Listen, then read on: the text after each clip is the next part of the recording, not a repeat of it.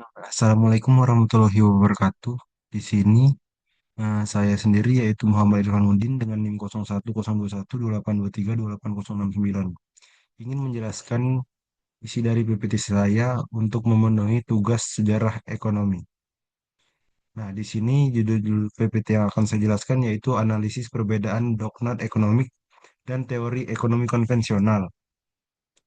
Langsung saja lanjut ke slide selanjutnya yaitu kita mulai dari pengertian doktrin ekonomi. Doktrin ekonomi adalah konsep yang dikembangkan oleh Kate Raworth yang menekankan keseimbangan antara kebutuhan dasar manusia dan kelestarian lingkungan melalui batas sosial dan batas ekologis.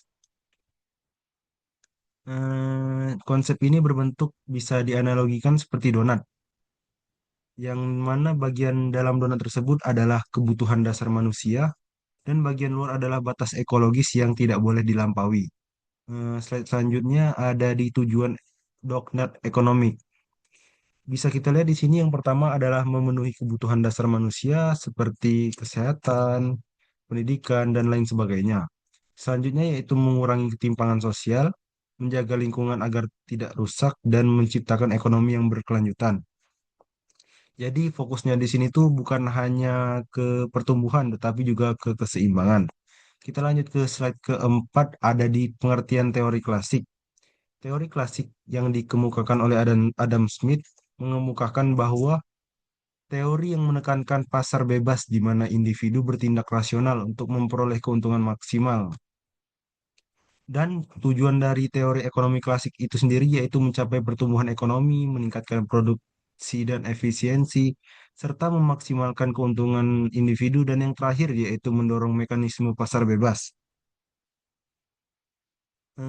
Di slide pengertian ini bisa kita lihat dari pengertian dan tujuan teori klasik itu. Nah, selanjutnya adalah pengertian teori neoklasik. Teori neoklasik merupakan pengembangan dari teori klasik yang berfokus pada utilitas, preferensi, dan efisiensi dalam pengambilan keputusan ekonomi.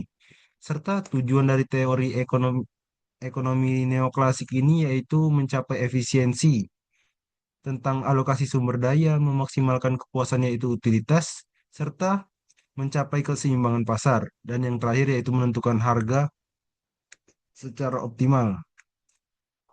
Nah, di slide selanjutnya kita beralih ke teori Keynesian.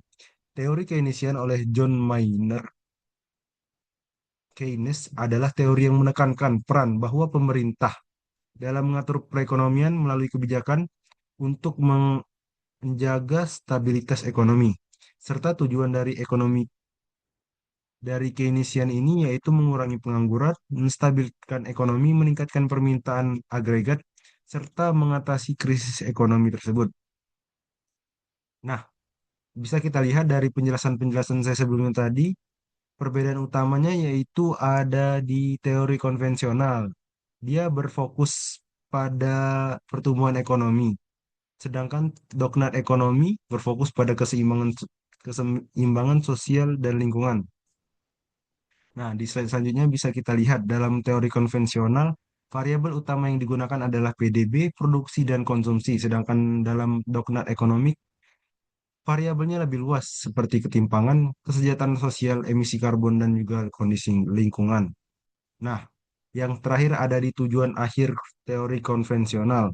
Bisa kita lihat di sini ada pertumbuhan ekonomi maksimal dari konvensional, sedangkan di Doknat bertujuan mencapai kesejahteraan manusia yang tetap menjaga kelestarian lingkungan.